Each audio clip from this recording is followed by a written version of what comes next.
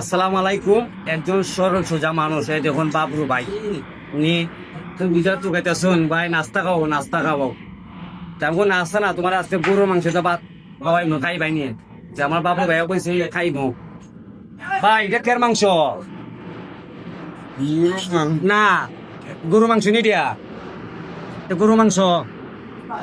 হ্যাঁ, আরো দেখো কেন মাংস এটা ভাই? গরুর মাংস।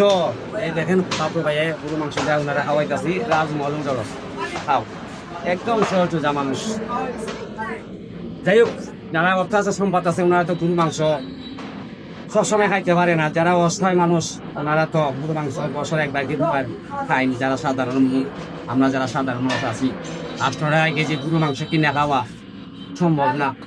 এই দেখেন একদম সহজ সোজা মানুষ।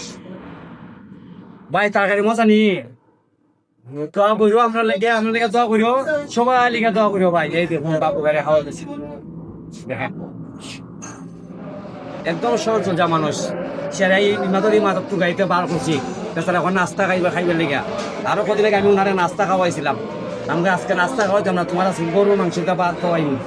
এই দেখেন রাজমহল উল্টাল আসামপাড়া বাজারে আমার বাবার বাইরে গরুর মাংসটা ভাত খাওয়াইতেছি। দেখুন আপনারা দয়া করে ভিডিওটা শেয়ার করে সবাই দেখার সুযোগ করে দিবেন। সবাই ভালো থাকেন, আসসালামু আলাইকুম।